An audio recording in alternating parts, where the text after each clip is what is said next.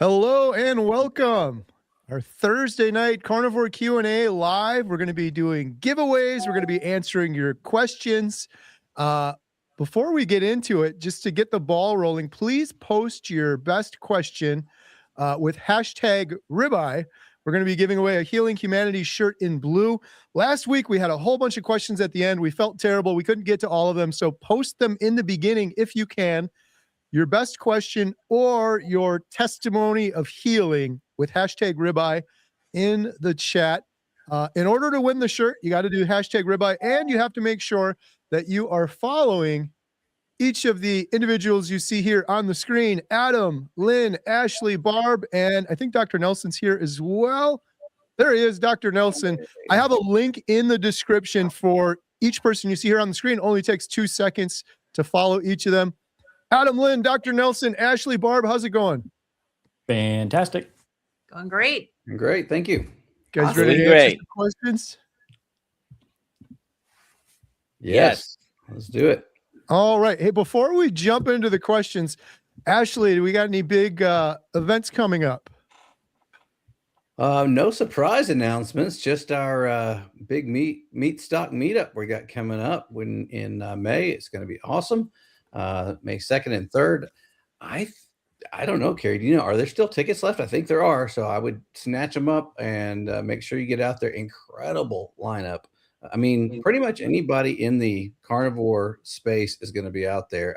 It's absolutely amazing. This is a great opportunity if you haven't met people in person, and it's so much fun to meet in person, hang out, and get to hear these amazing speakers. There might be a presentation from Mr. Kerry Mann as well. So make sure you come out and get your tickets for Meat Stock. If you haven't already, plan to be there. We're going to be there. It's going to be great. Meatstockconvention.com. Use code Healing Humanity.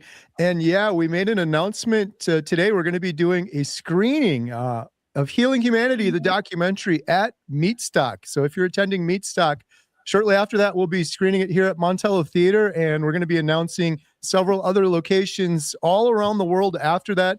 I just posted about that on my community tab if you want more information. We're encouraging people to sign up for our newsletter. That's where we're going to be dropping all of the venues, movie theaters, locations, on demand, all of that stuff where you'll be able to watch Healing Humanity will be broadcasted out through our newsletter. Speaking of meetups, Dr. Nelson, what do you guys have? Any meetups coming up as well? Yes. Well, we have a couple of screenings of the Cholesterol Code, one in St. Petersburg, one in Orlando. And then we have 2 meetups in New York, April 11th and 12th. I'll be there at both. Dr. Kills will be there at the Long Island meetup on 4/11. And then the Sunday, April 12th meetup will include watching a Mets game with Dr. Nelson and Louis Lotito. And then Nice. we're going to go to a Korean barbecue and teach them how to be carnivores. And then after those 4 things, Meat Stock, I'll meet you all there. I don't know if you noticed on the picture, my face is not there either. I get no respect. Got to get him added. You can go to kiltsmeetup.com to find all of the Dr. Kiltz meetups coming up. All right. Should we jump into some questions? Let's do it. All right. Let's see what we got here. We got Benjamin, mostly whole foods. Since being carnivore, I found numerous health problems and dropped over 50 kilograms, all down to the influence of Mr. Dante Ferrigno. Love it. Dante Ferrigno was the reason I went carnivore. Adam, I think he had a big part in your journey too. Is that right? Exactly the same thing. Yep. I always ask people like, hey, how did you find out about carnivore? And a lot is that path. It's usually Dante Ferrigno, and then I watch a bunch of Dr. Berry videos. One of those combinations. So that's pretty awesome to hear. Congratulations, Benjamin. Thanks for sharing. Laura said, excited to hear the announcement that we will see Healing Humanity at Meat Stock. Yeah, it's going to be exciting. Looking forward to sharing that with everyone there. Yeah. I wanted to say hi to Lady underscore LDS in the chat said, new here, just started carnivore this week. So wanted to say hello and welcome. Nice. Love it. All right. Here's a question. Tom says, none of you look old enough, but has anyone known an elderly woman benefit from weekly microdose of testosterone? Anyone? Dr. Nelson question. Yeah, I haven't heard of anyone at that age getting any hormone replacement, which if you're going to do hormone replacement in females, it's not only estrogen, progesterone, many of them will benefit from testosterone. Highly controversial topic even in the carnivore world, because even some carnivores don't believe HRT are necessary. Some others strongly believe it's so. Dr. Elizabeth Bright and Dr. Kills are on the camp of no, by the way.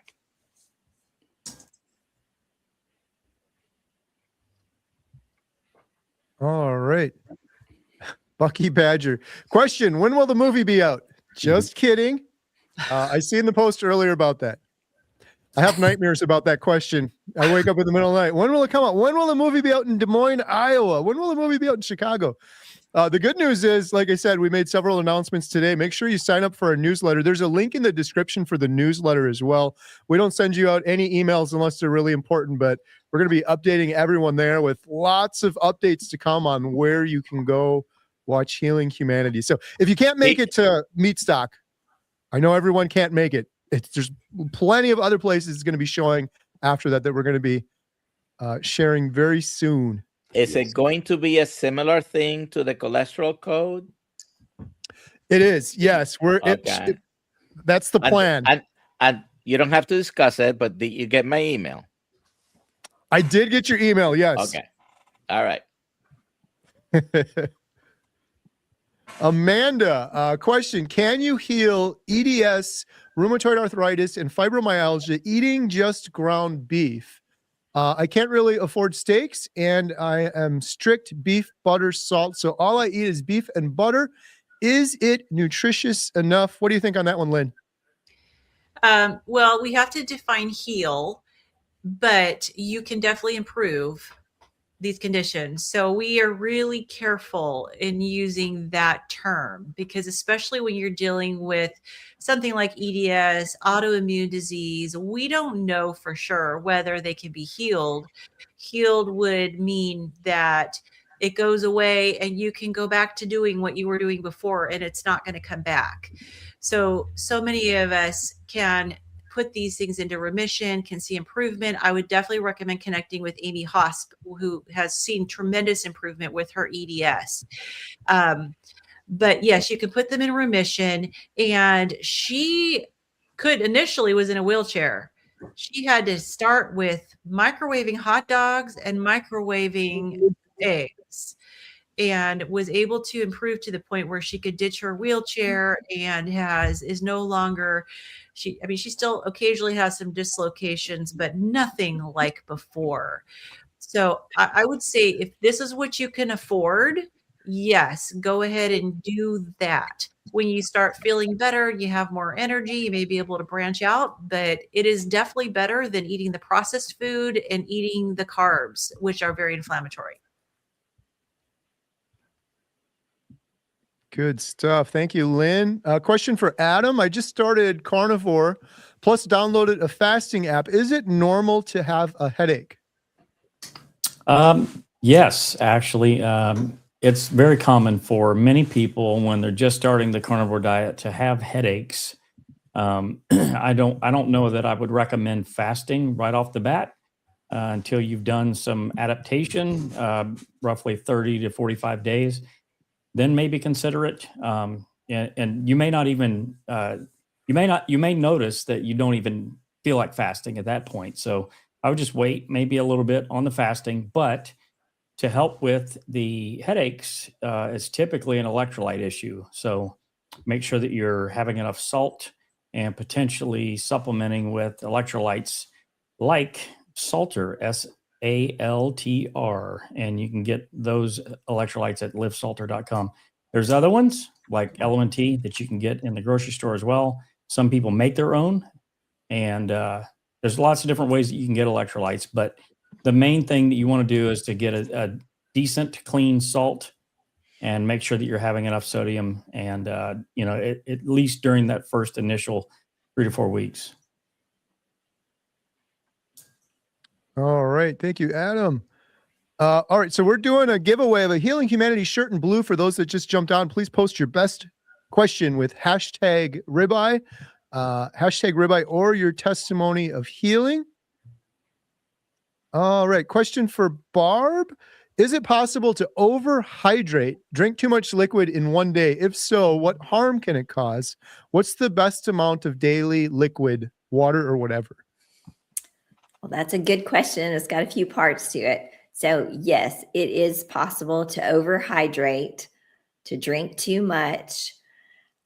As far as harm that it can cause, I mean, it's going to dilute all of your minerals, everything that's coming in, for one thing.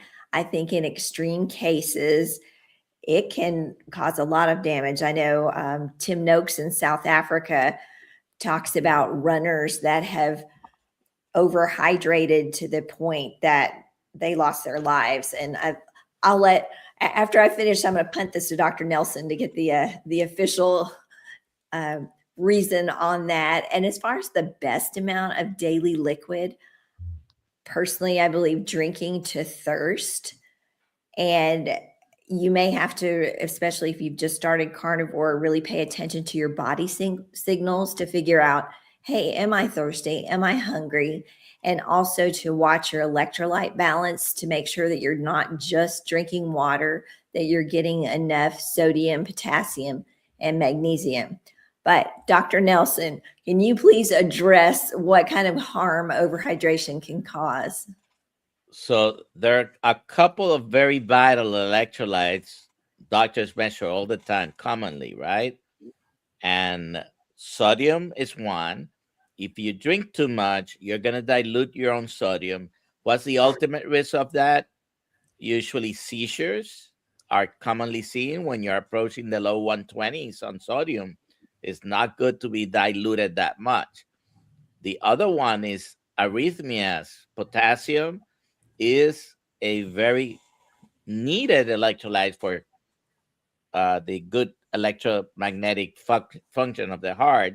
And if you dilute that too much, so yes, it can cause harm. Don't try to, this thing about eating twice your weight in ounces or half your weight, I don't even know because I don't follow it. Don't try to shoot for a gallon of water a day.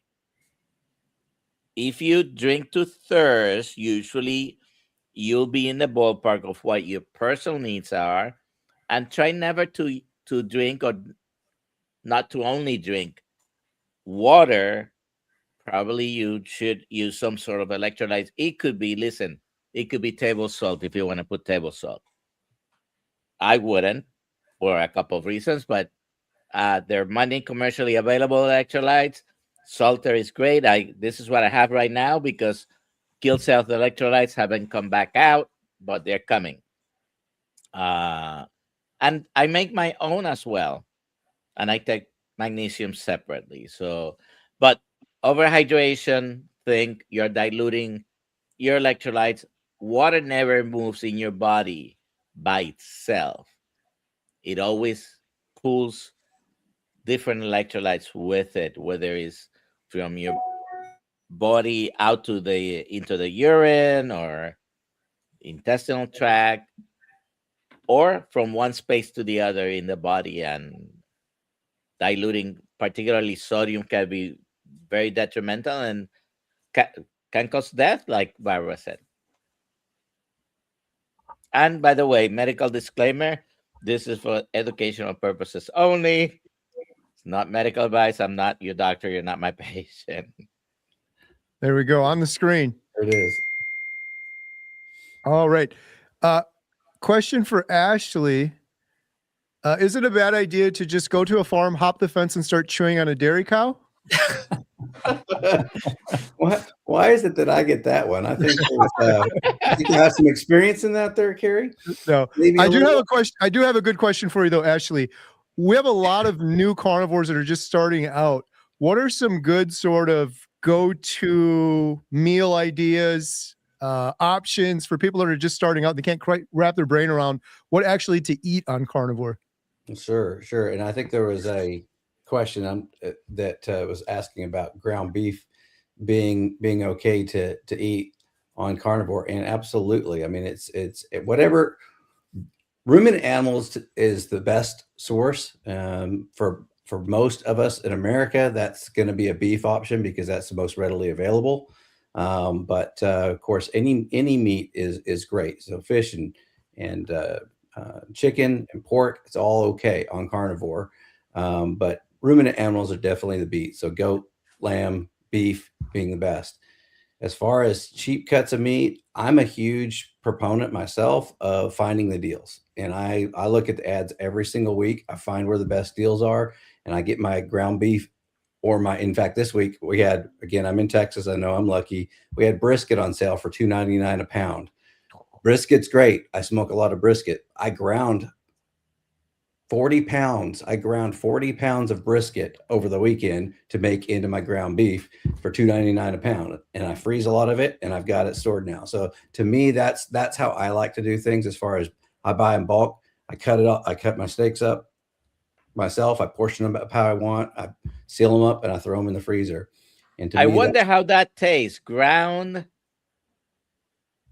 Brisket? What is Brisket? ground brisket? Yeah. It's absolutely fantastic because there's a huge, okay, you know how you get 80-20 in the grocery store? This is going to be more like 60-40, probably. Very large fat content, but it tastes delicious. Just grilled some up hamburgers. In fact, that's what I'm having tonight after the live stream. Very, very, very good. I'm going to have to buy a big meat grinder just to do that. There you go. I got lucky. I have one of those, and for those, here's another tip. I have one of those KitchenAid mixers. Okay. It's no longer used for baking, but you can get a grinding attachment for those, and it's probably not as robust as a big dedicated meat grinder. So depending on how much meat you're actually grinding, but for me, even the brisket worked fine through it. And get a grinding attachment for less than $100 on Amazon. Awesome. Love it. Thank you, Ashley. Every time I talk to you, my mouth starts watering and I want to go smoke up some meat now. You got me inspired. TMI. My leg and the cow leg there hopping the fence. The brisket. You got me at the brisket. All right. Question for Lynn. Lynn, do you have lipedema as well as mast cell activation syndrome? Trying to get a diagnosis, but it's so hard. So I've had a little mild in the past, but one thing that I've had more than lipedema was lipomas, and they're really painful for sure. I know that they have gone away with eating carnivore. So, and I completely understand it's very difficult. It took me 5 years to get a diagnosis of mast cell activation syndrome.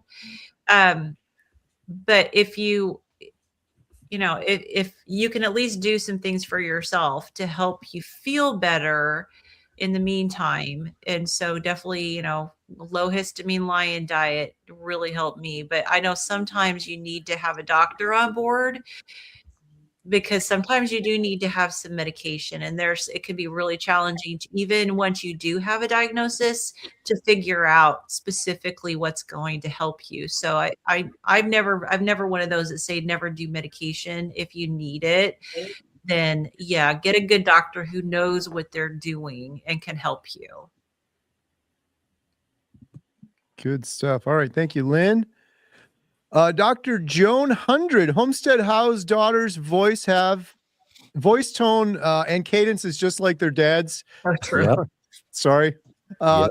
They both sold me last year. How you feel about fast food beef patties on the go? Are they real or made of pink goo? Oh, this is a controversial question that always gets me in trouble. I have eaten many fast food patties. I watched a Dr. Barry video of him going through a McDonald's drive-thru, and for me, if it's good enough for Dr. Barry, it's good enough for me if I'm on the run. Obviously, it's always better to cook at home and do the best you can at home. But from what I understand it, like McDonald's, for example, it's 100% beef. They don't use any seed oils. But who knows? I don't know. Adam, what do you think? You get any fast food patties? I do all the time. So I don't feel like I'm experiencing eating pink goo. I feel like it's real meat, but who knows? Well, your gut would probably tell you if it was pink goo. I Right. know my gut shouts like crazy, even if I have some seed oils, and so I'm okay even with my MCAS with McDonald's hamburgers. The patties, I should say. I have found that most any fast food place that serves hamburgers will do just the patty by itself, but there's a few that obviously I prefer over others that I think they're a little higher quality ground beef personally. So we've got a place called there's a couple of different like little smaller chain burger places, and so if I'm lucky enough to have one of those around, I'll generally choose that over McDonald's, but I've had plenty of McDonald's too. Good stuff. All right. Question for Dr. Nelson, or I guess anyone here. Does anyone know of a list of doctors in Alabama that treats with carnivore, or maybe more broadly, is there any sort of resource or list of carnivore-friendly doctors anywhere? So you may find a couple of databases in a few places. drkills.com is one. I don't know how updated that is. The Society of Metabolic Health Practitioners and the Nutrition Network have some databases from basically all over the world. I don't know how updated it is as well. Sometimes trial and error, just calling around. Mitch, Old Guy Carnivore, just found a carnivore doctor in his hometown in Melbourne, Florida. It's a 68-year-old physician who has been carnivore for a long time, and he is now Old Guy Carnivore's doctor. I don't know that he's listed anywhere. If you live near Melbourne, Florida, his name is Dr. Kimmel, like the comedian, but not as obnoxious.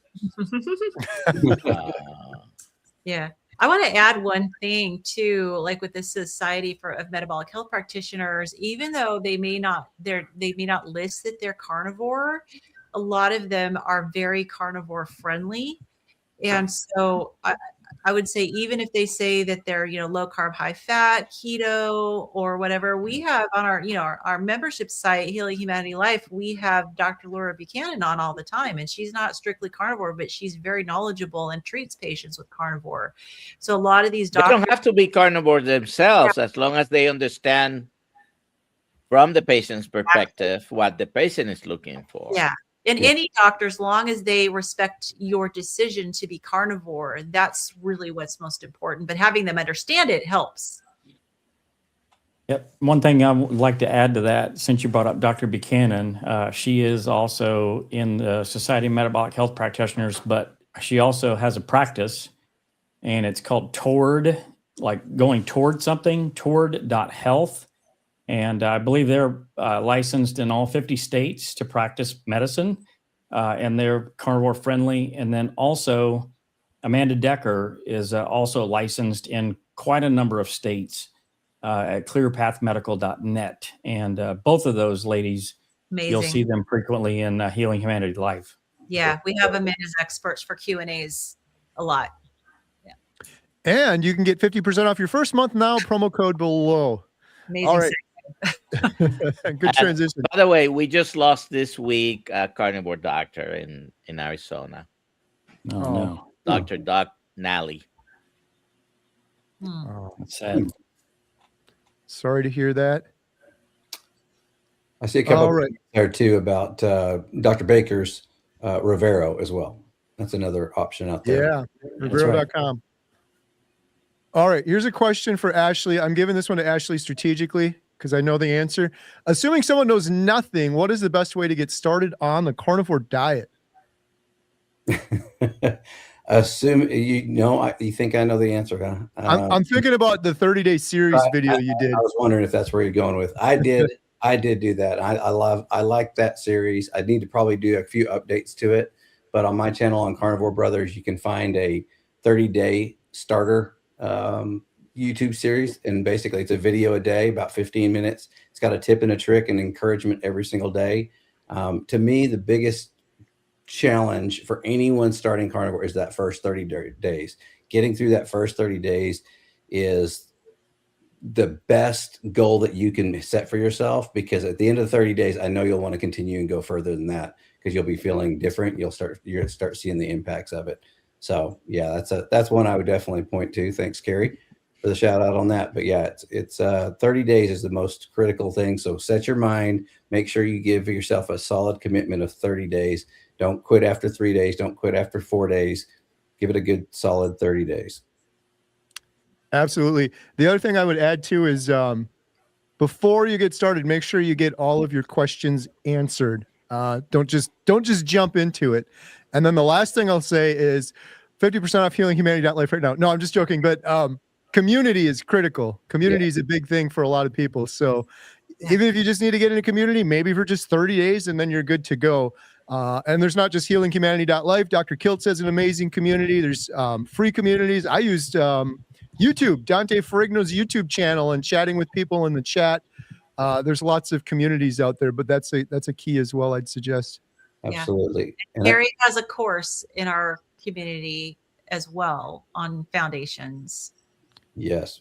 Very good course. And I love the community answer too, Kerry, because honestly, that is a lot of times you need that inspiration, and that can come in a lot of different ways. But the questions, even I see some of this go through, and people asking questions in the chat, and before we've had a chance to get to them, you got many other people who have been carnivores for a long time answering those questions. And so a lot of us answering the questions are only because we've just got a little further head start than you do. We're still, some of us, trying to figure some of this out on our own, but we've been doing it now for 2 or 3 years versus 2 or 3 days. And so we've got a little bit of more mistakes that we've made, so we can help others.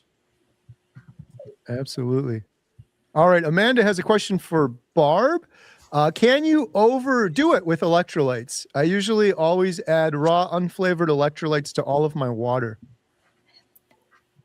Again, I think with anything you can overdo it. Yeah. I don't know that it's incredibly harmful or dangerous, but you just might not feel great. I know Adam's experience with using salt for a while, and it didn't make him feel good. So I would say use electrolytes as you feel like using them. 2-3 packets a day for using 27 a day. I would say that might be excessive. What do you think, Adam? Yeah. What is it? The RDA is like 2,000 milligrams a day or something like that. But carnivores, they say roughly 5,000. Really, it's everybody's an individual experiment. So, you're going to want to figure out what that number is for yourself. Yes, you can have too much electrolytes, but typically your body's really, really good at regulating the quantities of electrolytes that you have in your body. So there's usually not a concern with this, but for some people, it actually can be. My experience with having too much salt was had nausea for over a year, and I couldn't figure it out. So it wasn't anything that was really life-threatening. It was just really annoying more than anything. But I eventually found out what it was, stopped the salt for about a year, and now I've been able to reintroduce that. Good stuff. All right. Thank you, Barb. We are going to do a giveaway right now for a Healing Humanity shirt in color blue. And while we're doing that, if you want to get your questions ready for the next round, we're going to do another giveaway. Post your questions with hashtag LIFE, LIFE. Here we go.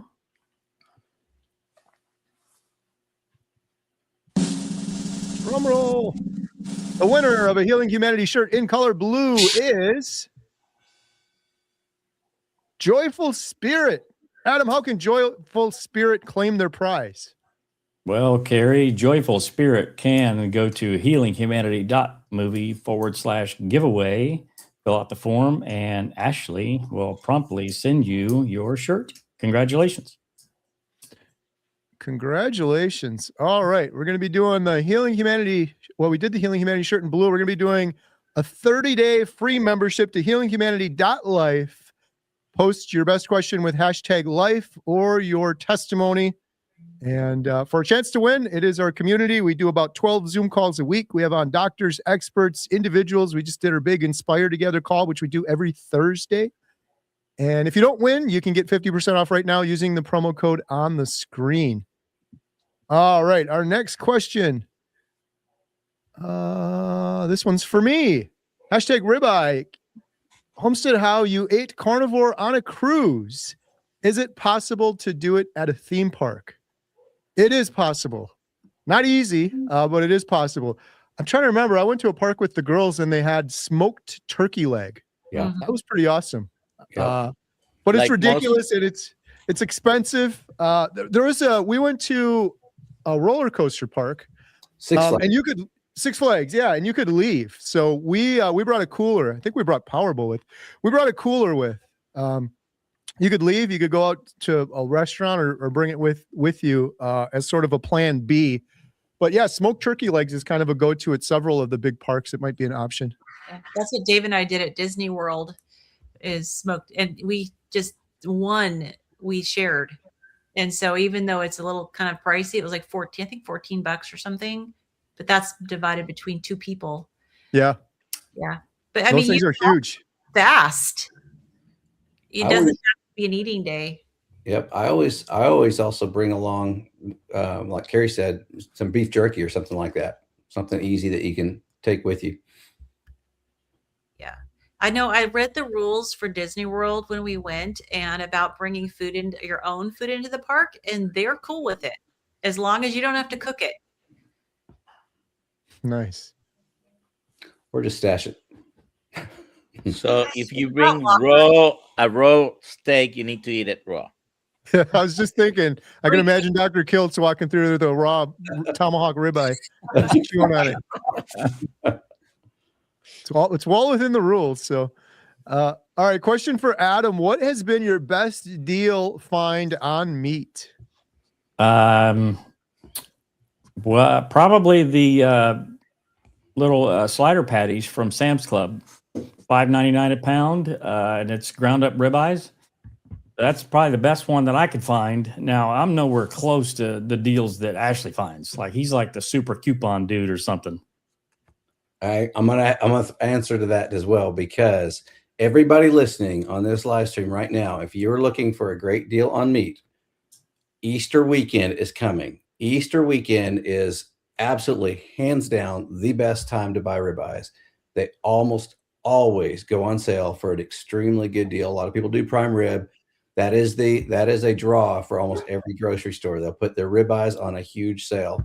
Here in Texas, $4.99 a pound for ribeyes, $6.99 a pound, $8.99 a pound in other parts of the country. It's almost half price or sometimes more than what you find normally. So Easter weekend is coming. Look, check your ads, your grocery store ads. You will find huge discounts, and that's when I buy a lot of my ribeyes. If I may, I don't get anything from this. There's an app called Flip, FLIPP, and that with your zip code collects all the circulars of the stores around you, and you can take a look at all the specials from the comfort of your home. Good tip. Question for Lynn. Since MCAS was mentioned, what is used to diagnose? Any recommendations on type of provider to see to get a proper diagnosis? I started cooking from frozen and freeze after I cook when I food prep. Yeah, the diagnostic criteria has kind of changed over the years, but generally they want to see whether or not your symptoms respond to antihistamines. A doctor may or may not ask you that. It used to be that they would want to run a serum tryptase when you're in the middle of having an acute reaction, and that's a little challenging. But now they know that the serum tryptase is not always elevated for people with MCAS. They also will, but they'll do it anyways.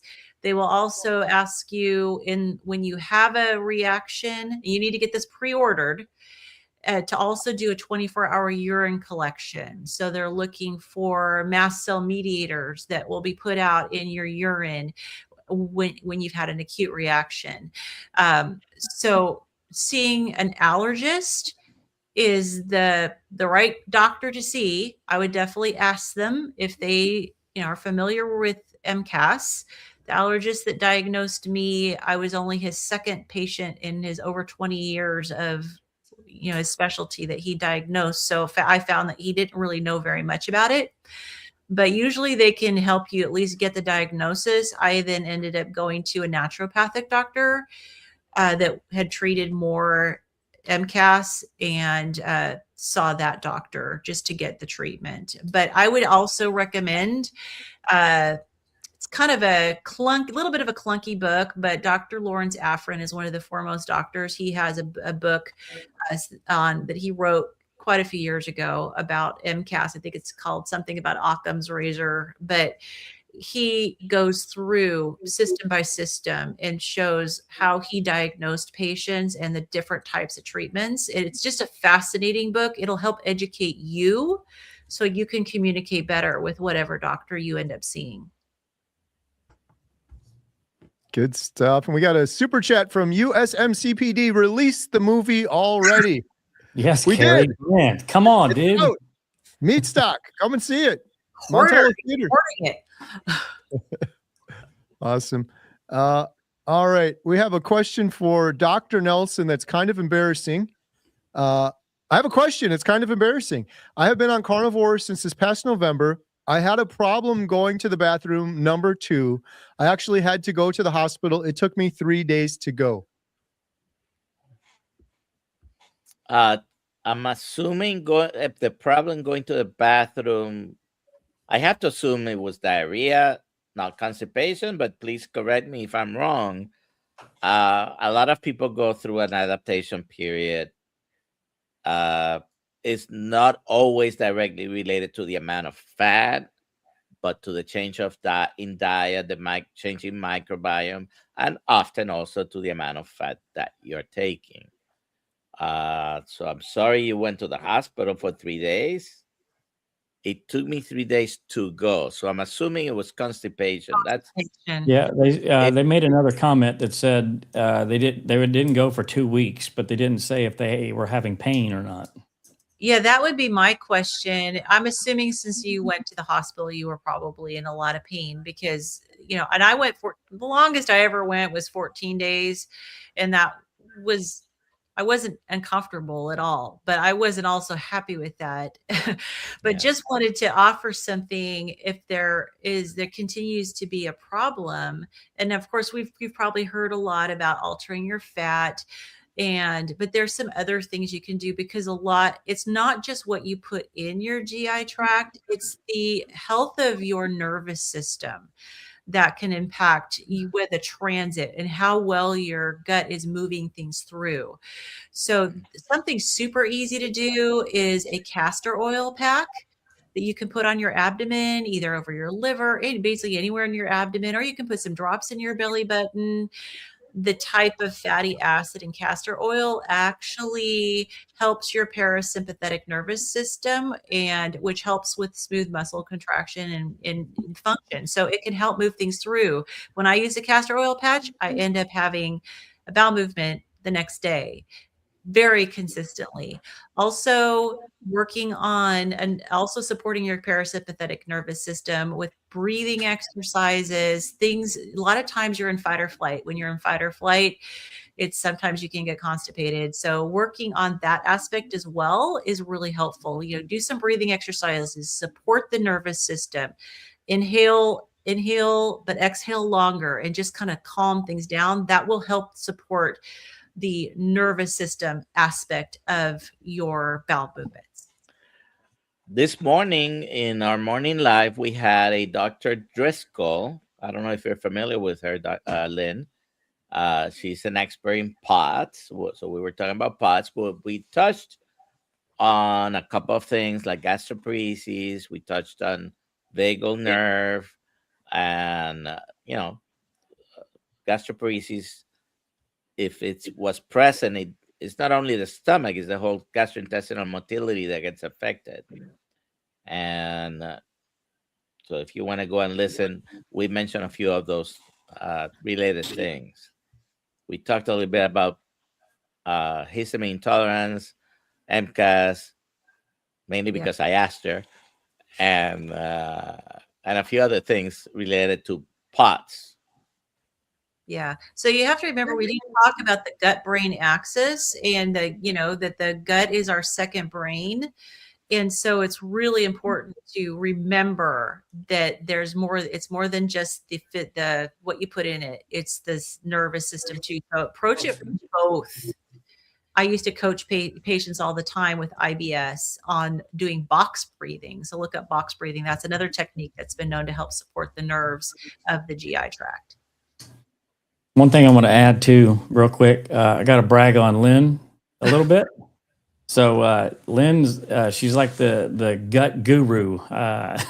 So she's actually did a lecture for the Nutrition Network, their new gut health course that they have out. So I'm not sure, Lynn, when they're going to add that to part of the course, but it should be coming soon. Is that right? My understanding is that the course is already out. They asked me like very late in the game, like they were a few days out from releasing the course, if I would do the introductory anatomy and physiology lecture. And so the understanding was they were going to add it to the beginning of their module. So I'm just waiting to hear. I just submitted it. Are you sure it's out? They've been announcing it, and selling it, but I don't know if it's necessarily out because Dr. Kills recorded. Dr. Kills just recorded just maybe 2 weeks ago his part for the gut course. Okay. So I don't know if it's out. It may be out. You might be right. Yeah, maybe. I haven't looked, and I don't know if they're decided to wait until because I was the last one, to submit the lecture. So, yeah. So keep an eye out for it through the Nutrition Network website. You can sign up for it. If you want to know all the ins and outs, literally, of your gut, and this lecture that Lynn did will make your head spin. So lots of really, really good information, very, very knowledgeable. But I hope that it was accessible. I did run it through Adam and Barb just to double check, and I'm hoping it's accessible. And if you have to, if you're going to blush if someone says anus,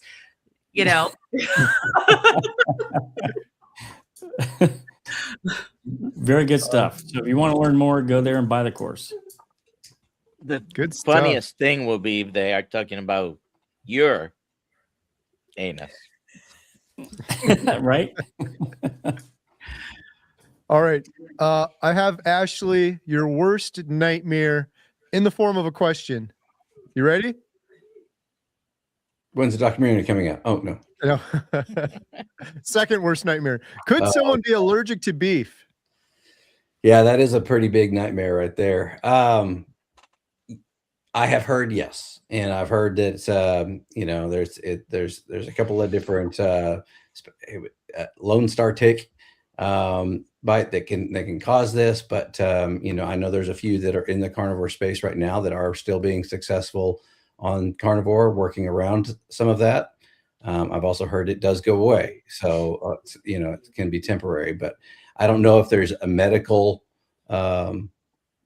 Dr. Nelson, I don't know if there's a medical term that somebody's actually allergic to beef, or if that's just something that I know it's very rare. So I'm going to make an explanation pointing out a difference, except it doesn't have any practical application, just your understanding. Nobody's really allergic to the beef. Once you get bitten by this tick that introduces some antigens into your body confuses the meat antigens for the antigens of what the tick injected in you. And now it's going to be reacting to the beef, but it's not really an allergy to the beef. You're reacting to your body gets confused. It's called molecular or cellular mimicry. And so nobody's really allergic to the beef. Even if an allergist tells you it's to the beef, it might not be exactly to the beef. It might be a similar situation. It's very rare to be allergic to meat. Very rare. And I know someone who is very sensitive to meat gets some reactions. And I suspect what he may have is actually either some histamine intolerance or something. Yeah, I was going to say could be related histamine. to that. And you met him in Seattle because it's my niece's husband, and I brought them to that meetup. But he's able to tolerate lamb and goat. Mm-hmm. Yeah, so if it's alpha gal, which is the tick, issue, check out Emily Penton. She was diagnosed with alpha gal and she has done amazingly well. But yeah, it could be a histamine reaction. It could have to do with the freshness of the beef that you're eating. It could have to do with whether or not it's ground. So if you have a histamine issue, you may experience a reaction, and it's because of the histamine aspect. And that is something you can definitely modify by tweaking the freshness of the meat. And if you need to eat it very fresh, then freeze it. Don't have your leftovers in the fridge. And you may even need to avoid ground beef because that is higher in histamine because of the surface area of the meat. How about raw, Lynn? I think you have to be careful if you have histamine problems with raw. It just is very individual, and it depends on if it's really fresh, that you should do fine. But even like fish, the fish that says it's fresh and is in the grocery store on ice, if you're real histamine sensitive, that's not fresh enough. Some people, if they want to try fish, they need to have it be, within like 30 minutes of being caught or flash frozen. So it varies depending on how sensitive you are. All right. Question for Barb. Jeff's wife, 73, asking for a friend who is a longtime vegan. She is starting to eat meat, but I guess the first question is, believes vegetables are necessary. And number 2, can you explain oxalate dumping possibly? Okay. Well, that's exciting that someone who's been vegan long-term is exploring the idea of eating meat and starting to do that. And that's really hard, especially if somebody has been vegan or vegetarian long-term. And of course, they're going to have that ideology that vegetables are necessary. I would say that they're not. Vegetables are carbohydrates. Carbohydrates are not essential nutrients. We don't have to have them. Yes, there are nutrients in vegetables, but they're much more bioavailable in meat. So you can get a lot more from meat than you can ever get from vegetables. And oxalate dumping.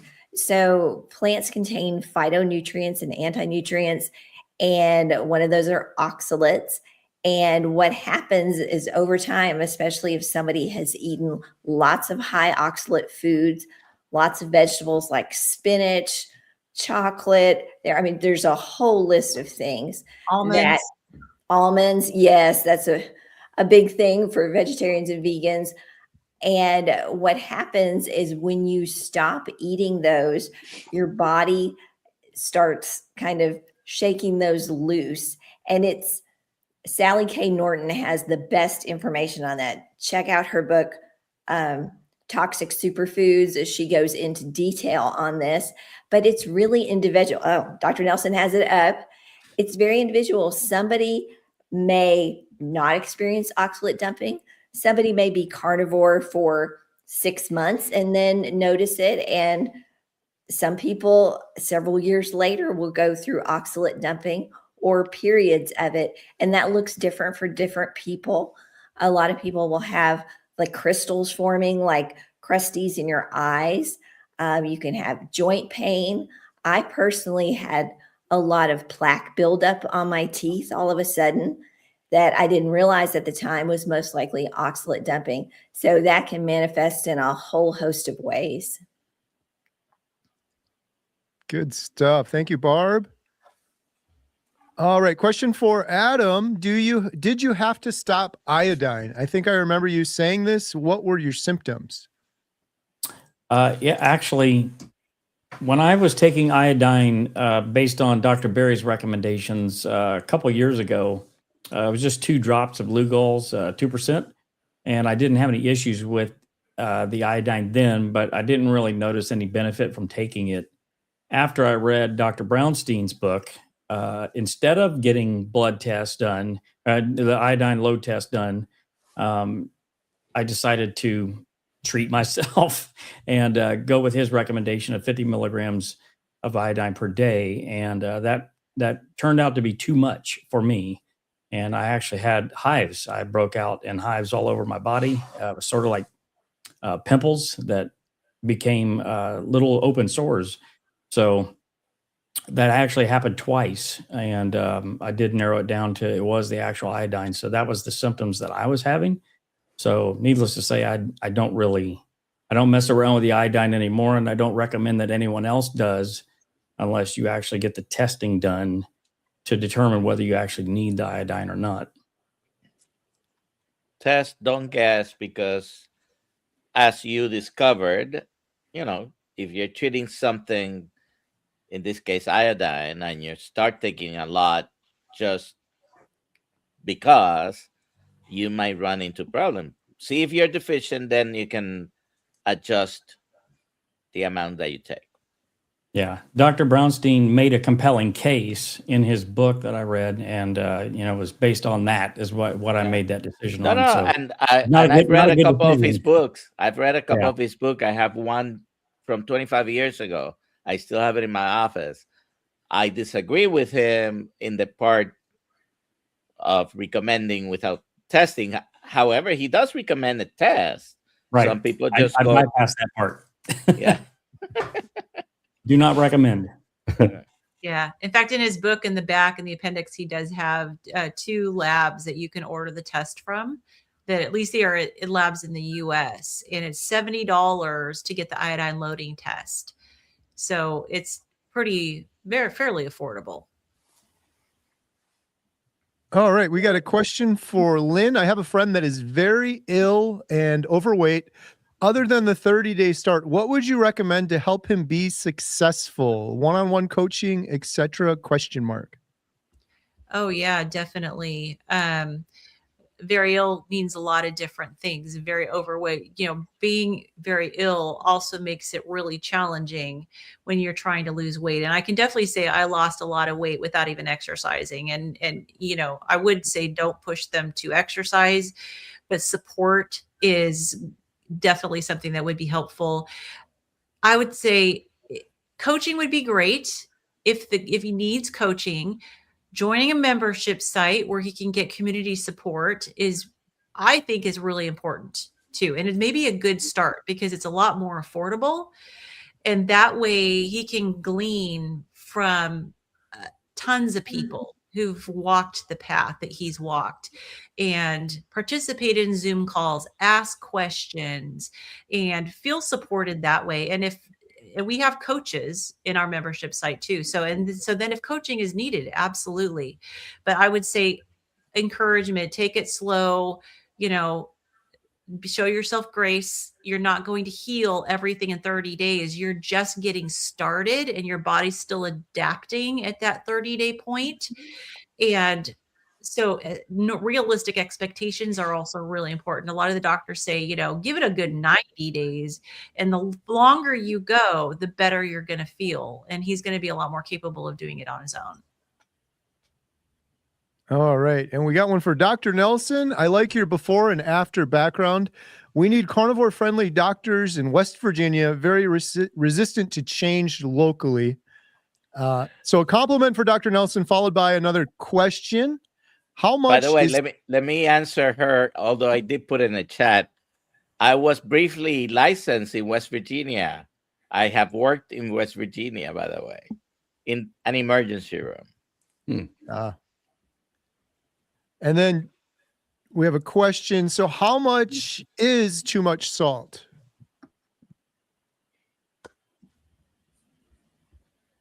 Is that a good answer? Most it seems that most carnivores land between 5 and 7,000 milligrams of sodium a day, counting the sodium part. It's not the only one, but salt to taste.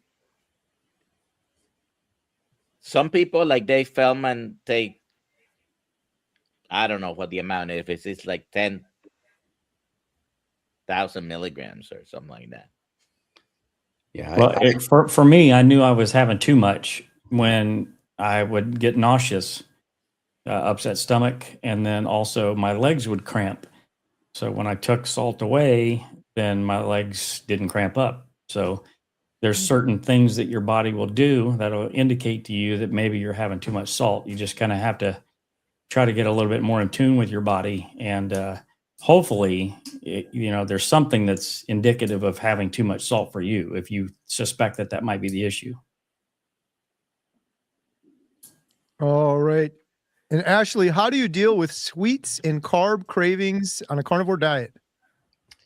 Yeah, that's a tough one. It's something a lot of people struggle with because that's probably one of the most addicting things that we deal with is the sweet treats, right? So I always make this recommendation as a sweetaholic right here. It took a while to get past that, and so longevity helps for sure. But initially, while you're still having those cravings, have good simple snacks around. Bacon, butter were my go-tos. If I was starting to have a sweet craving or something, I just wanted to scour, because my family wasn't carnivore at the time. If I want to scour through the pantry and get something that wasn't carnivore, I went to bacon. I went to even biting a piece of butter, and that satisfied that. The other Or a piece pinch of advice, salt. pinch of salt. The other piece of advice that somebody gave me, and I did it, was again, sometimes that's just a little, you just need to give it a little bit of time and you get over that craving. So they recommended if you're able, do 20 jumping jacks or do something just in the form of an exercise to get your mind off of it for a second. And that helped me a couple of times too. And so the discipline at first is really important, but it does get easier. Those cravings do fade. And I'm amazed 3 years into my carnivore journey that I can look at things that I would never have been able to resist before, and it doesn't even tempt me anymore. So it does get better. You just got to get through the long haul. I can attest to that. Except for brisket. Yeah, but make sure you're eating enough. If it's early on and you're still dealing with cravings, do not restrict. I think that's one mistake that some people early on make, is you're in this restrictive mindset from all those decades of being told that that's what it takes. Don't restrict, because you need to make sure you're eating enough. Good stuff. All right, we're going to do our drawing here. This is for 30-day membership, healinghumanity.life. If you didn't win or we didn't get your questions, you can still use the promo code on the screen or in the description below. Gretchen Hayes 3893. Adam, how can Gretchen Hayes 3893 claim their prize? You're killing me, Kerry. Gretchen Hayes 3893 can go to healinghumanity.movie/giveaway, fill out the form, and Lynn will promptly send you your code. Congratulations. Congratulations. And we got one last message here from Lions Carnivore Podcast. What an absolute great panel. Well, thank you so much. Very nice. We do have a great panel. If you enjoyed listening to these individuals, please make sure you follow them. I have a link in the description below for Adam, Lynn, Dr. Nelson, Ashley, and Barb's channel. Do you guys have anything new or exciting coming up you want to mention before we wrap up? I do. Yeah, Lynn, what do you got? I finally posted my video today showing all the before from our house that we bought, the Frank Lloyd Wright inspired house. And so check that out on my channel. You can get a walkthrough of this crazy house. And will the after shots of your house be done before the documentary?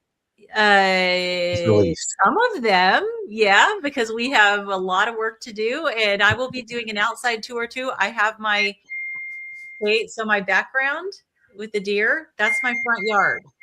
So I'll be doing about an outdoor tour too, and just to show everybody. Can't wait to see it. Yeah, It's a great property. Congrats. Yeah. we're loving it. Dr. Nelson, what do you have coming up? Well, we have a community called the Kills Mighty Tribe. Of course, you may know, you may be a member. If you're not a member, membership is free. And if you can bring up the picture I have there, Kerry, we are doing our first Kills Mighty Tribe Sardine Challenge starting tomorrow. Oh, I'm out. So come Are you and join participating, us. Dr. Nelson? Are you doing it, Dr. Nelson? I am. I have 20 sardine cans ready to go. And it's 3 days. All right. Can't wait to hear the results. Love it. Ashley, got anything coming up? Meat stock coming up, and that's a big one for us. And I will just go ahead and add too, because again, I'm seeing a lot of questions that we didn't get to, but I know that you've mentioned the discount code below, but there's always questions being answered in the community. Was it 12 Zoom calls a week in the community? So if you didn't get your question answered here, there's definitely other places, including our community, that you can get those questions answered. I love it. And Barb, you had a great interview with Renee. What, you got anything new coming up? Yeah, I should have one posting tomorrow. And I also wanted to shout out the cholesterol code screening in Chicago. I just found out today from Jenny that Dave Feldman is going to be there at that screening. So that's pretty cool. Very Awesome. cool. Nice. Excellent. Good stuff. Well, thank you all, the panel, for answering these questions. Thank you for asking the questions in the chat. We appreciate you all. And we'll see you on the next one. We do this every Thursday at 6 p.m. Central. Thank you guys so much. Have a good night. Bye for now.